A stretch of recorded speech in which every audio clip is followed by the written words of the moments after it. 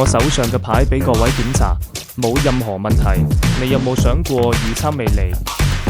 洗牌徹底打亂順序。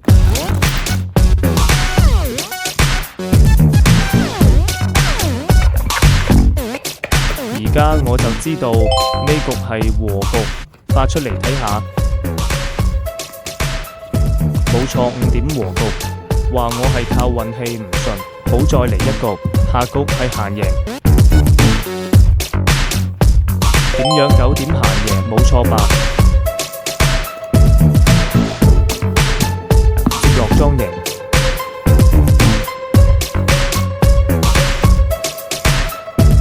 7點莊贏，又對咗。下局係閒，我哋改成莊贏。